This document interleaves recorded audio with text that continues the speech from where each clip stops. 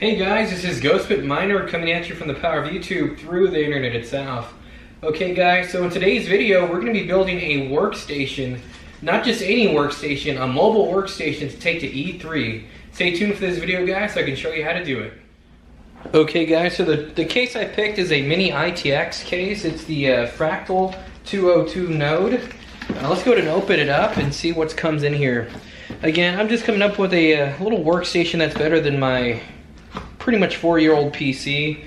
As you've seen in the last video where I was doing a battery repair on that. Pretty much I'm just going to sell that and use that funds to pay off this. This is a $800 mini workstation build. It's going to be 8 cores and 12 threads. So let's see the case guys.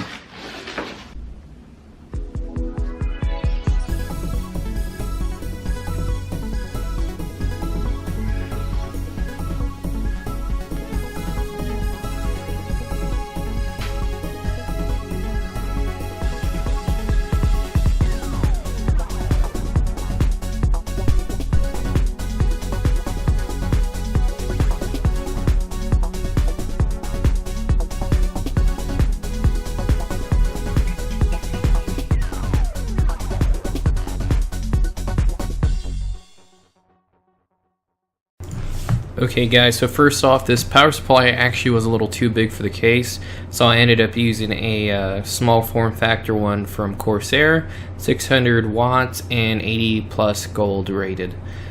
Here's my parts I got right here, 16 gigabytes of RAM, and then the Ryzen 1700 with 8 cores and 16 threads.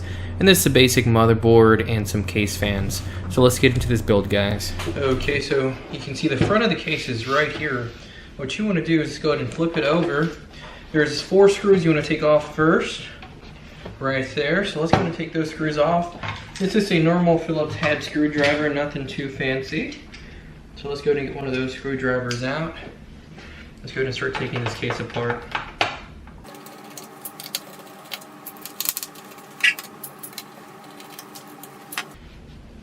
Flip it back over, and this should just lift straight up. Okay, grab right here, lift up, and there we go. As you can see right there, there's a fan filter for your CPU. This one's kind of hard to pinch off. There's little pinching ports right there. Pinch those off to get to it. Pretty nice. Little box of tools, and that's the inside of the case. Another dust filter right here and a dust filter right there. Okay, and now what you want to do to get the case off, there's a couple little tabs you want to push. There's going to be 3 on this side, 3 on this side, 1 right here in the front, and then 2 in the back. So after you get those off, it's just going to swoop right out. And then you're free to work on the inside of the PC just with this little frame. And I definitely recommend doing that because it's so much easier. It's like a blank slate to work with. So let's go ahead and start putting the motherboard in, guys. Okay, it's always easiest to go ahead and put your CPU in there first. So the CPU we're going to be using today, guys, is right here. It's the Ryzen 7 1700. It's not the X edition, but it does have 8 cores and 12 threads. So this is a really good workstation price for a PC build. So we'll go ahead and take a look at that. Nothing too crazy about it. Let's open it up. So I'm gonna see, I think the cooler should fit in there. Nice and easy. This is a really nice case the way it comes in there. The cooler itself, let's take a look at that before anything.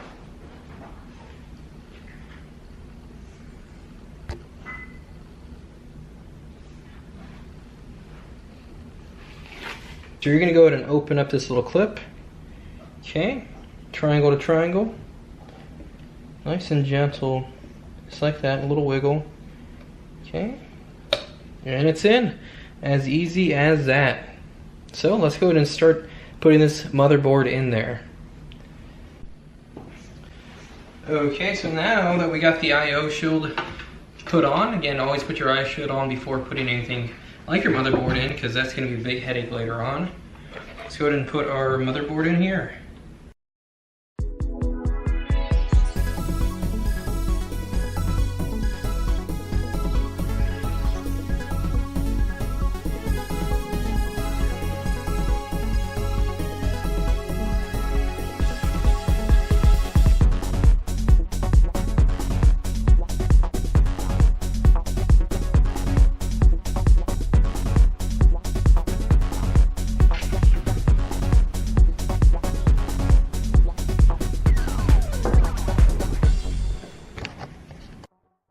Okay, so the AMD stock cooler was way too small for this small form factor case, so I went ahead and ordered one from Noctua, the small form factor one that they normally use in these type of cases.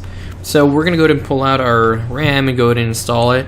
It's a Patriot Viper Elite series. It's overclockable to 2666 megahertz, and it's always better to get dual channel. So let's go ahead and install the RAM, guys, so at least we can get started with that.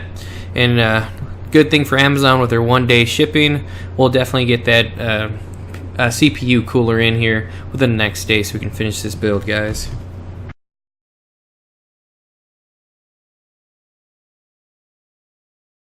Okay, so there has been a couple of hiccups. Power supply didn't fit, it was a little too big. The CPU fan did not fit, too large also. So I'm gonna have to order some different stuff. This case was a lot smaller than I thought, as you can just see by the profile. It's very skinny. So what I'm gonna do is I'm gonna go ahead and install the two redox fans on top before putting my GPU in. So again, you just want to face it this way so the air is coming back this way. And try to figure out where you're gonna put the cables in before you do it, just like that. Pretty nice fans though. Again, it's a workstation, so really I don't want any RGB on this.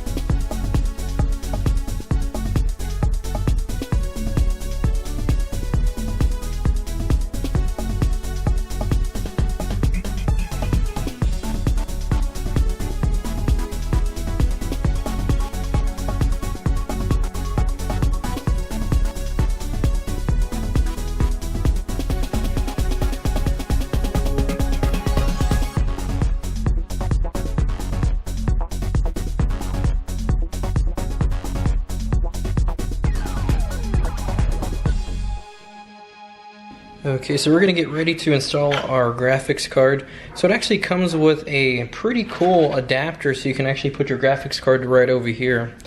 So first thing you want to do is just put it in right here. Open the slot, just like any other graphics card. Just pop it in place. Okay, and then you just want to screw it in with the 3 screws.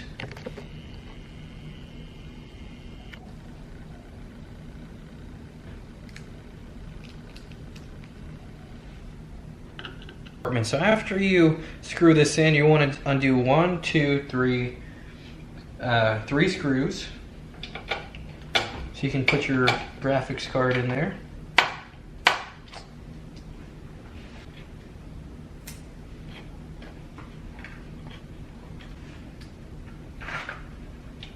And then one more screw right here in the back.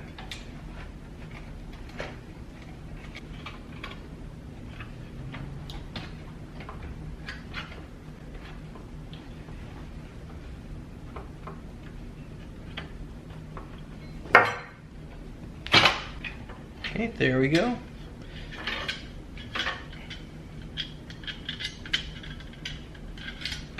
After you have that off, you're just going to attach this little part right here.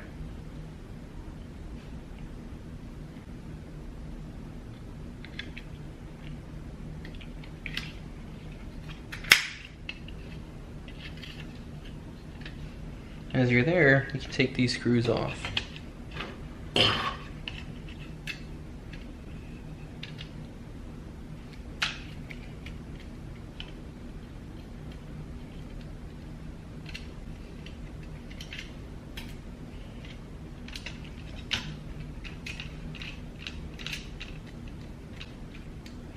You're gonna have to reuse these screws, so keep them somewhere where you don't lose them. Okay. Now you'll grab your little tiny graphics card. This is a AMD 560. Again, this is a workstation build, so really not going for much, just something to I can have a display. So slide that right in there.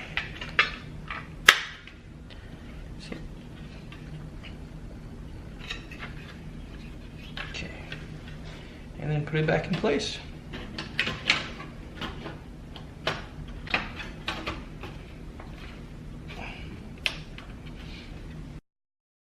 So you can see the two 120mm Redox Noctua fans back there. You can see we have a lot of clearance between the 560 and the two fans. So definitely we'll go ahead and get some more airflow in the small case. And there's a couple little areas where the airflow from this compartment can reach the motherboard and CPU compartment.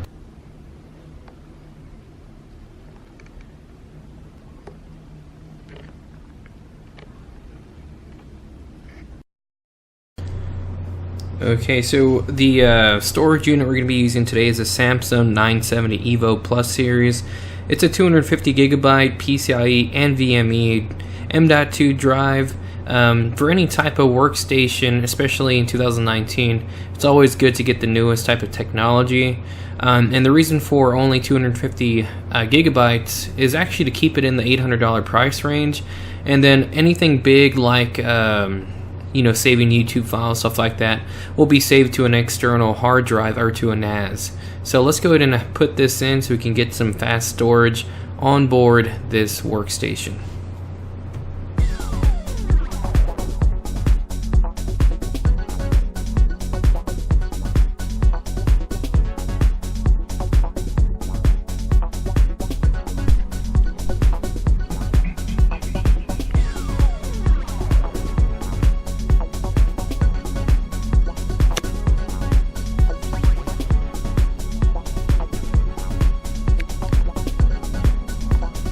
So I'm taking out the internal SSD mounting system just because it's taking up good airflow, so let's go ahead and remove that as well.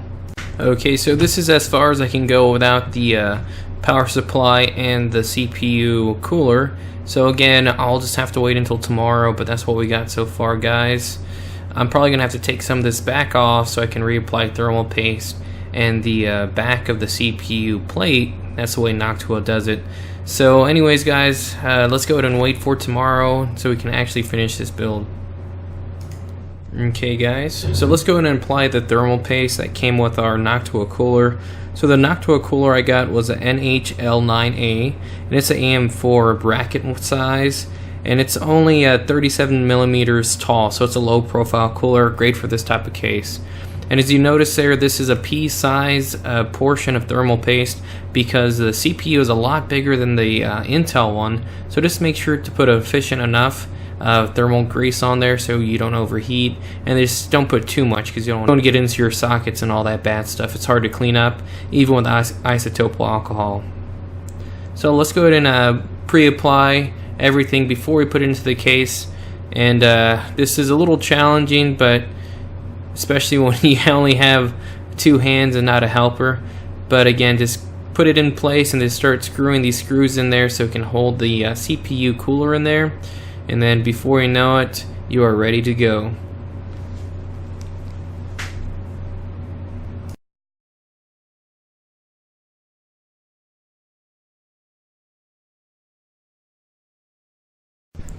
Okay, so now that we have our power supply, we're going to go ahead and start by taking off this one screw on the side. This is actually going to take out the retaining clip for the power supply. So what you want to do is take this one screw off, and you're going to pull away from yourself and it comes straight off. And then again, just screw it right there into your power supply and you're pretty much ready to go.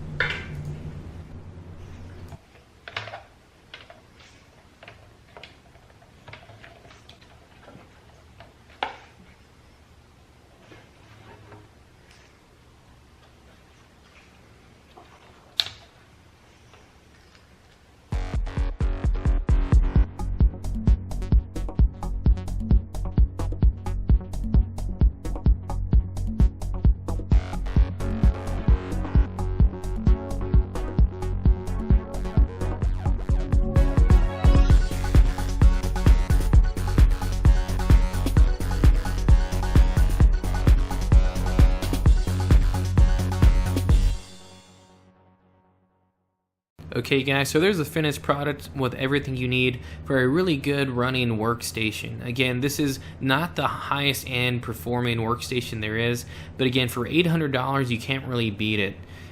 With the slim form factor like this one, you can take it with you pretty much anywhere. As long as you have a monitor and a keyboard, you're pretty much good to go. Especially if you're doing a road trip where you need to upload some YouTube videos or just do some really high intense video editing, you can also use this. Definitely not a gaming computer at all. It would not perform very well just because I do have a $120 560 in there. Overall, the performance is very good for the price, $800. If you cross shop this with a $800 laptop, this will blow it out of the water. Anyways guys, let's see some good V-roll of the working workstation. Stay tuned guys, let's take a look at it.